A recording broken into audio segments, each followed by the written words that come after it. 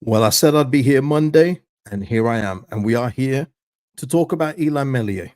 Unfortunately, we're going to be speaking about him, his role at Leeds United, and what Leeds United should do when the international break ends. We're going to speak about that. Listen, it's been quite a funny couple of days, man, between the whole Leeds thing and Meslier memes going all around the place, school, work. I'm sure, listen, people, if you've been at work, been at school, I'm sure you, as a Leeds fan, you'd have been hammered today. All right. I'm pretty sure of it. Already heard all the jokes and everything else like that. But what else was funny though was Spurs losing to Brighton. Spursy, Leedsy, we're always going to be linked, man. We're always going to be linked, just at different levels, right? Just at different levels. Listen, people, shout out to everyone in the chat right now. Big up for joining me. And if you're watching a replay, salute to you too.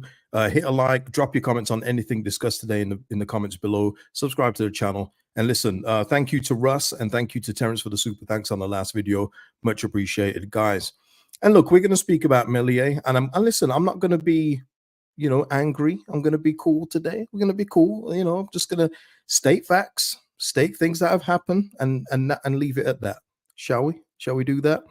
Yeah, listen, yeah, shout out to you, Russ, man, and thank you for that super thanks. Much appreciated, my man. And listen, yeah, and salute to everyone in the chat. And look, let's go here first. I'll show you the table, people, just for full context of the conversation that we're having today. Sunderland top of the league with 19 points. Sheffield United did what they do, got a 2-0 win. Raksaki birthday double for him. Sheffield United remain unbeaten and are in second place. Burnley 18, West Brom 17 points, Leeds United with 16. Reason why I bring that up is because there should be 3 teams now on 18 points. There should be Sunderland, should be Burnley, and there should be Leeds United. We should all be on 18 points, but we're not.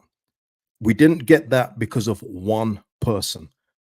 And I'm going to go through all the excuses I've seen over the weekend. Oh, by the way, shout out to Terry, who messaged me about Jorginho, telling me about Jorginho, and then Jorginho goes on to have a second half and becomes influential in the win against Tottenham. Salute to you, man, because you came back with a second message. I appreciate that, but big up to you. But listen, we're not here to talk about players that aren't here anymore. We're here to talk about Ilan Meslier. And the reason why I'm showing the table right now is because the table looks different, because it's different because of him. And we're just going to go with the one game, never mind the previous ones, although I will mention his previous gaffes this season. But that is the difference. Those are marginal gains that you can get. Now, yes, lack of set piece goals, problem, big problem. Could we score more from open play? Sure. But that performance against Sunderland was near on perfect, and it was ruined by one person. And I've seen even some of the excuses. I'm going to go through them, people. So if I'm not reading the chat, you'll understand why. An afternoon to you, Ina. Big up to you. An afternoon to you, Jason. Ilan Meslier has made us the joke of the town right now. This is why I'm always careful, man, when I'm laughing. Listen, I can laugh at my Spurs mates because it's just funny. You know what I mean? There's always that connection. But when I see Leeds fans laughing at Man United, I think, I mean, it's kind of funny what's going on there, but then just look where we are and look what always happens to us. We've always got that Leedsy moment in us. We sure do. But I've seen excuses coming from Meslier from a certain section of the fan base that will always have excuses for this player simply because they still think he's like 20 years old. Let me remind everybody that this man, and he's a man, not a kid, he's 24 years old with over 180 appearances for Leeds United. Let me repeat that again. He has played for Leeds United over 180 times, and 100 of those were in the Premier League. So he is a very experienced goalkeeper, which is why these errors are just so frustrating. Very, very frustrating. Now, we're hearing about this divot on the turf and all this stuff. If you was watching football over the weekend and just in life in general, people, you would have seen goalkeepers gather a ball in the air, fall on it as their team's in the lead, and calm everything down. They don't wait for the ball to bounce. But even if they were to let the ball bounce, they have reactions. That's what goalkeepers are paid big bucks for, is their reaction times. They're quicker than anyone else on the pitch. They have to be. But even if there was something on the ground, why not do what all goalkeepers do? And these are the things that you see week in, week out from goalkeepers that you don't even think about because they just do it. You see them kick the turf. You see them remove things from the penalty box in their surrounding area to make sure it's as smooth as possible. So why wasn't this thing moved? Because when I see the close up of it, it looks like something you would easily throw out and go, "What the hell's this doing here?" But we didn't get that. So even if you're going to let it bounce, which you shouldn't have anyway, then you can do that yourself. And this other thing as well. This is a talking point, people, because it's Elan Meslier and it's a goalkeeping error that he's made. We wouldn't be talking about Sunderland launching one in at the last minute with Alan Brown shooting from a poor shot from range, which deflects off Furpo and Meslier gathers it. We wouldn't be making a video today. We wouldn't be making a video today going, "Hey, remember that one at the end where Sunderland put it in the box and Meslier just gathered it? Oh man, let's talk about that." We wouldn't be talking about it. But the fact is, this guy creates talking points because he is a poor goalkeeper. That's the reality, people. That is just the reality of it. And even that one, I mean, that one came upon my timeline, people. I don't know if anyone would tell you this. If anyone else saw it on their timelines, I should say. But remember that one against Everton, the Seamus Coleman one, where we lost 1-0, where it was a cross that just went in. He's just standing there and it just goes in. It just reminds me of the gaffes that this guy just makes over and over again. I even forgot that one. I'm sure his defenders will say, "Oh, there might have been a breeze on the ball," something like that. They've always got excuses for him. It's insane to me. It's absolutely insane. Um, in terms, let me see this. Another one was we should have scored more in the game, which means that the errors shouldn't have been so costly. I disagree. I absolutely couldn't disagree more.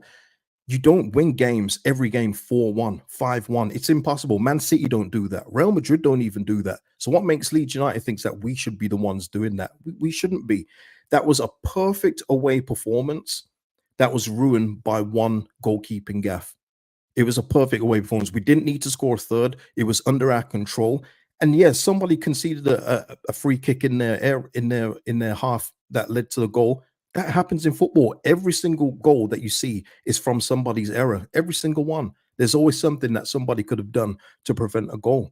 So I'm not having that we should have been 3-1 up and then this doesn't matter. Absolutely not. No, if he does what he should do as a goalkeeper, a very handsomely paid one as well, then we wouldn't be having to speak about it. We'd be talking about what a victory at Sunderland. They hadn't conceded up until the point.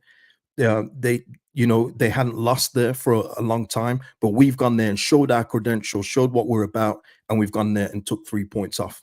That's what we should be talking about. There's clearly no concussions, people.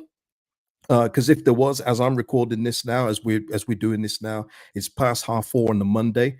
We would have seen a PR post from Leeds United saying Elan Meslier suffered a little concussion, but all should be well, by the Sheffield United game, which is very much a coincidence. But we haven't seen that. There was no concussion with Elan Meslier, and it just so happens the time he was spending down is the actual thing that kicked us in the butt in the end. But it shouldn't have. That's the whole point. How many times do you see teams waste time? There's loads of added minutes, and it doesn't matter because they get the job done in those whatever allocated time, 96, 97 minutes. Doesn't matter. Okay, so there's no concussion for that. Yeah, exactly, Cleveland. We did more than enough to win the game. More than enough. We were the best team. We're the best team. It was a great second half performance. In fact, everything after the goal we conceded was brilliant from the team. Everyone, Rothwell, Nonto, Ramazani wasn't at his best, but he was instrumental for one of the goals. Joel Peru, they deserve better. They deserve better. Lewis, here we go, Lewis. See, this is why I went live with this. There must be some ramification for this. If not, it makes mistakes acceptable. Lovely point, Lewis. And this is where I go on to, and here's where people will think that I'm going crazy, but hear me out. In order to make sure that you've got to have accountability, which is what this football club has tried to bat away for the last few years, you need to put Cardalo in. You have to. And listen, he's got 2 games coming up, so I don't want to hear that he's not match fit. I think he's going to be playing for Wales on Friday, then Monday. So he's going to be very, very in the groove of playing games. But this isn't a thing where people are saying Cardalo, oh my God, no. For me, there's no difference between the two. It's just that Meslier is younger. He's got more transfer value on him. That may be fair. But when you're talking the confidence of a goalkeeper or the abilities of a goalkeeper, there's nothing in it for me. There's really nothing in it. And at least with Cardalo going into the team, he will get a fair shake. Or the truth will be told about Cardalo. Because if he gets one through his fingers, people will call him crap. Whereas if Meslier gets one through his fingers, he'll be like, "Oh no, the ball span. Oh, he didn't see. He was unsighted. Oh no, Elan. Oh, poor Elan." He won't get the excuses that Elan Meslier does. I cannot believe anybody was actually given excuses for it. But I'm not talking to those people here. I'm talking to real football fans. I'm talking to sensible football fans with eyes. Okay, I'm talking to you guys. All right. Okay, it's just incredible. Add into that with Elan Meslier. It's not just the Sunderland one. Go back to the Portsmouth game. That shot that goes in, I'm not talking near post. I don't subscribe to if it goes near post that you should save it. I don't subscribe to that as goalkeepers. And Ansmir Begovic basically backed up my theory on that as well.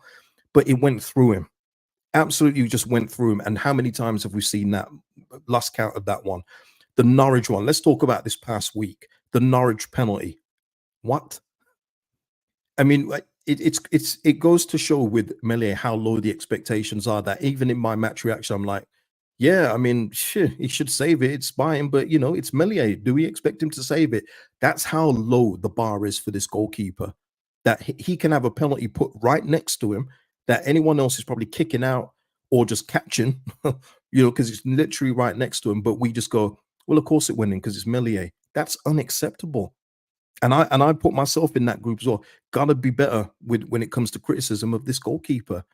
That was poor. That penalty was rubbish, and it should have been saved. But he makes it a penalty where the commentators even going, "That's a good penalty." No, it wasn't. No, it wasn't. Annabelle here asking, "Do you honestly think Farker will drop him though, KG?" Well, this is it. Another thing on the Cardalo thing is if Meslier, after all these errors, and let's just say all these errors of what added up to how many points?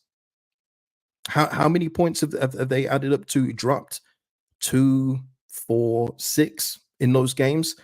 That's pretty big. That's pretty significant. Usually, you're looking for your goalkeeper to save you 10 to 15 a season. He's going the other way, as he always does and always will do. But Annabelle's asking the question, will Farker drop him? This goes on to Carl Darlow. If you don't feel comfortable dropping Meslier for Carl Darlow, then I've got to ask, what is Darlow looking like in training? Is he not looking like, wait a minute, Meslier is not having a real good time here? Carl, you're an experienced head. Please go in goal. Go in goal and right the ship. Because what harm can it do? So if he really doesn't think that Carl Darlow is doing enough in training, then I've got to question Carl Darlow and say, what are you doing, man? What are you up to in training that you can't even get a start at this point in time with this under fire goalkeeper that we have right now? That's what it would be. Yeah, he's cost 6. Yeah, he's cost us 6. Yeah, he'll cost us more points, Michael. He absolutely will. And we've got to be real. Everyone, even me, and I include myself in this here, people, we talk about Elan Meslier like he's a little kid. Like, oh, he did this really well. Like, I even in the match reaction where I'm going nuts at him in the last one, I'm saying he was doing really well. He even caught a ball on the second attempt. Do we realize how basic these things are for goalkeepers? But when he does it, you have to highlight them because he's just poor. His shot stopping ability is down the toilet. He used to be a real good shot stopper. That's disappeared. His distribution is in hell. He doesn't claim crosses. He can't save long range shots. He can't save close range shots. If there's bodies in front of him, he has trouble seeing that. He literally doesn't instill any confidence in anybody. Well, except for Meslier fans, and that's fair enough to them. But I know what I always say on here is that if we can keep the ball away from Meslier, we're good. We're absolutely good. But if he needs to see too much of the ball, we may be in trouble. And that is not the way it should be for a goalkeeper. I've already said at this level, you only need an average goalkeeper, but he has proven time and time again he is below average. And what I want to speak about as well is the reaction to it. Jeff Stelling in particular, he kind of doubled down on it yet again on TalkSport, talking about Junior Firpo's reaction to some of the other players not consoling Meslier, consoling a grown man. Are you insane? This is like I say, this is the problem with today's society. If Meslier is pulling off save after save after save after save, we're praising him to high heavens. But when he makes a mistake that is costly to the team, we have to cuddle him and say, "Oh, they're there." And I don't know what's happened with the Leeds United fan base in particular. And I think it's a leftover thing from Bielsa, where he kind of united everybody and just made everyone fall in love with the club again after it being dead for so many years. But it feels like that's carried over where we're trying to just you know, make everyone, oh, it's okay, it's okay. No, have some accountability, man. Otherwise, he's never going to learn or think, you know what, I've made this error. I need to make up for it. He's going to go, oh, people are really forgiving. Oh, you know, okay, I'll just try again then. No, you need to have it on your mind, but we don't do that anymore. But that's not just Leeds United, that's society in general. No one likes any criticism, nobody. And also, as well, as harsh as it may seem, even his reaction after the game on camera when footballers are so hyper aware of everything, and I mean everything of what they do on the pitch. They know where every camera is for every shot for when they post on their socials. They know how to pose and everything. They're very hyper aware. I think his reaction after the game, laughing and joking with that with his ex-manager, that should also be a reason why he's on the bench. Can't have that.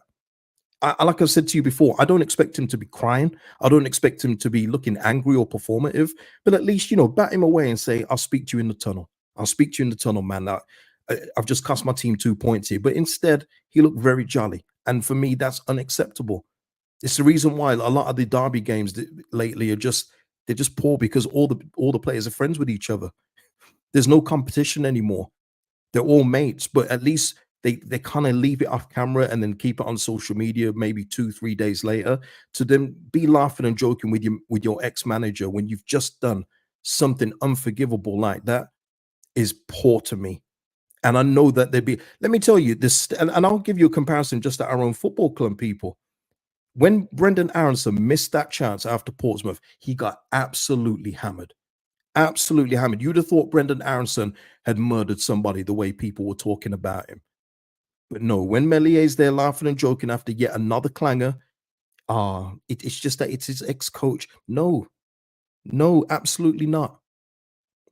I tell you, I keep the standard high for everybody. I don't treat everybody the same, but I treat people fairly. That's the way you got to do it. That's life, people. That's life.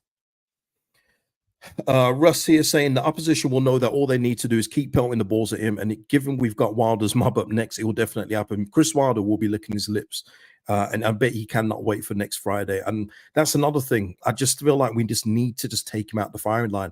And listen, maybe this international break, trying to shoot some bail here, even though I shouldn't. Maybe he'll reset. Maybe it will give Daniel Farker time to come up with some excuses for him. They've worked on this, and that. But for me, you've got to set an example. And if you're not dropping him after the errors he's made so far, then it's never going to happen. And it doesn't send a good message to Carl Darlow either, who's probably waiting in the wings for his opportunity.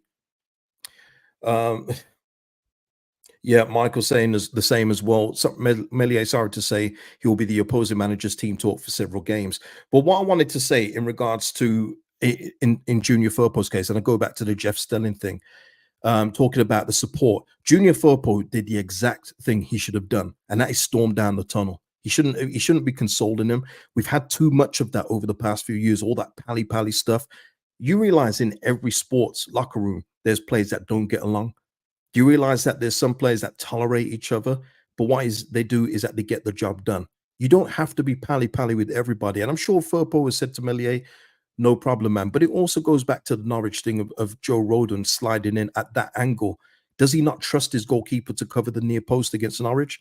That's another question for another time. But Junior Firpo's reaction was the exact right one. And the people that are going against it are the problem. They're the issue of talking and, oh no, he shouldn't have done that. Oh, Firpo should have supported him more. No, he shouldn't have.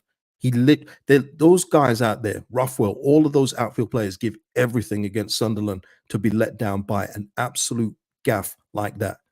Every right to be angry. And I'm sure they're cool now. It's not about staying angry. It's not about being Andy Cole and Telly Sheringham. But you've got to hold people accountable, which is what Firpo did. And the other thing in regards to Firpo is people saying about Firpo, well, he was crap in the first 2 years, etc., etc. And I agree. But the thing is with both Firpo and Meslier is that they've both been relegated, and one has performed at a good level for us at the championship level, while the other one has stayed as error prone as he was in the Premier League, and that's the difference. So Junior Firpo can say that at this point in time because he's been one of our most consistent performers. I don't think he's all that defensively, but he has been a good player for us at this level, whereas the other one hasn't. And I do get it with the whole, it depends on who's delivering the message, much like the whole Liam Cooper thing last summer of if you don't want to be here, then so-and-so. Well, yeah, I mean, that's a cool message, but you've been garbage, mate. So your message doesn't really ring the same as it should if it was coming from a better player. So I do get it, but Junior Football is well within his rights with his performances since we've come down to the championship to say we need better. Absolutely. Yeah, Nige saying football was correct with his reaction. Get off the pitch. Yep. James saying, I agree. Melier needs to be dropped at least one game. Farker needs to send a message to the team that they will be held accountable for mistakes. Beautiful, James. Exactly. Because if he's not going to get held accountable, who is? Who is? Just because he's vice captain, by the way, that shouldn't, that's even more reason to do it. It means that even if you're a vice captain, you are held to the same standards as everybody else in the team. And that's what it should be. Should be a blanket message in terms of standards. Hyru with the super chat earlier. Thanks, Hyru. Saying when the January window opens, I want Keller on loan from Liverpool. He's not coming here. He said he's a number one solid goalkeeper, massive upgrade over Meslier. Get it done, Leeds. Well, listen, I don't usually talk about January transfer windows so early. I usually wait till around December just to see where we are. But if we was a real serious football club, if the 49ers were really serious, they would move Meslier in January. They would and get somebody else in. And the thing is as well, it's not hard. You're not losing anything major with Meslier to upgrade him. It's easy done. I named about 5 in the summer who were available, who are not available anymore. You know, you could have got somebody. Uh, I would still probably go. I'm not going to do names now, but what I'm saying is, if Leeds United were serious, they'll do it. I don't expect them to do it though, people. So it's probably not a conversation to have. But if I was Leeds United, I'm moving him in January and getting somebody else in, and it's easily done. That's why when I talk about Darlow going in, it doesn't make a difference to me, him or Meslier. But there has to be consequences for the errors that he keeps making. And how confident are this defense in front of him now? Whether it's the Norwich thing, whether it's Portsmouth earlier, whether it's now Sunderland, do they trust ILLAN Meslier in front behind them? I would say no. And listen, by the way, Hyru Keller, I don't think he'd come to the championship. I think he may have Premier League interest, but even he, I would have won him long term. Again, I think people get gassed up by the Liverpool thing. There are much better goalkeepers out there, and they don't even have to be expensive as well, by the way. Yeah, Deshaun saying here, if they were serious, he'd have been out the door last year. I mean, that goes to show about, you could say the case for a couple of players, right? But absolutely, it just keeps going on. It keeps going on. We keep hearing about clean sheets yet again. When we kept that clean sheet in the game before Norwich, forgive me, I forget who it was, people. But when he makes that save at the end, that's because that was literally the only thing he had to do properly. That's it. That long range save that he had to do. That's all he had to do in that game.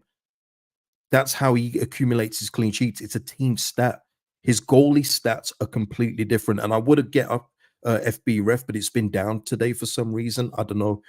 But it's just something has to change with him. And also, as well, in regards to Jeff Stellings' comments about supporting players, it would be a different case if we were talking about, um, say Allison. If you remember Allison and Van Dijk getting that mix up against Man United, okay, that happens. But you know what they do? They're consistently good for Liverpool pretty much week in, week out when they're playing. Or Martinez for Villa. He makes a bad error one week, but you know what? You're going to get from him week after week, consistent top performances. We're not getting the same from this guy. We're always just holding our breath thinking, okay, what's he going to do today? When is he going to, when we're, and this little things that go unsaid, but when we are under no pressure, he puts us under pressure by kicking the ball out of play constantly. But because that's just one part of the bad game he has, it doesn't really get spoken about it a lot. But it's true. We can be under zero pressure. You try and put one out to Furpo or over to Bogle, and it goes straight out of play every time. But you know what? That's all I wanted to say. That's what all I would say. Yeah, Louis. Oh, sorry, Jason here. Love the content. Changes need to be made. We can't afford another season in the championship after this season. Absolutely not, Jason. Shout out to you. Meslier camp taking down the stats website. I think they may have done. I think they may have done. Paul saying here, bang on Cage. I've seen Meslier kick balls out for corners before. He does it a lot. He does it a lot. But listen, people, I've made what I've meant to say here. I couldn't have done this in the last 2 days. I'm still annoyed by that error against Sunderland. I'm not so annoyed about the reaction to it with the people that defend him. That's going to happen in life. You're always going to get people that have got blind loyalty to players over the love of their club. That's fine. But that error is just, it literally cost us.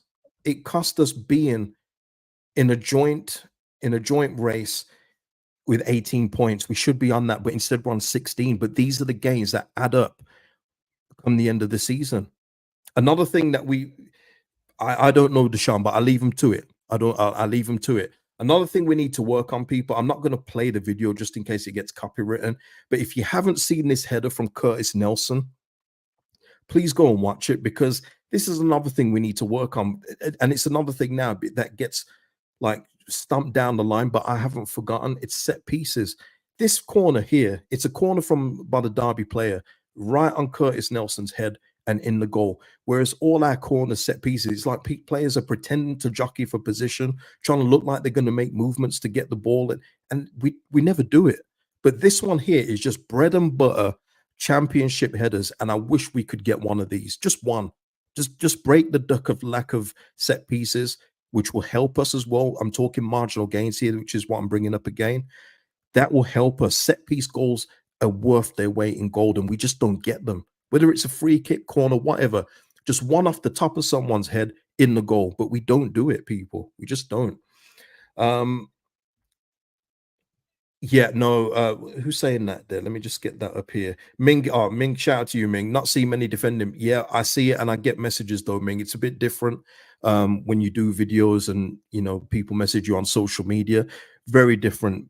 People talking about divots in the ground, people talking about we should have scored more goals before that. It's insane, but I get these messages all the time. So yeah, let's have a look here. Yeah, Nidar here saying we don't seem to work on fine margins like penalties or set pieces. Then the club wonder why we were one of the 4 clubs that didn't go up last season and likely again this season. Look, I'm not giving up on this season. Let me make that clear. It's probably going to get buried and people are already clicked off by now. But I still feel like this team is more than good enough. And what we saw with Sunderland and what we even saw with Burnley when we lost against Burnley is that we are still one of the best teams in the division. We just have to be more efficient, and everybody has to be on their job. Everybody. Even when Joseph wasn't scoring, people talk to me about Joseph. He was getting assists. He was bringing himself back into play. Norwich game aside, which wasn't a good game for him, he was bringing himself back into play and creating things. He was a reason why we scored some goals. You know what I mean? Peru has got a stat right now where he scored 4 goals off his last 4 shots on target.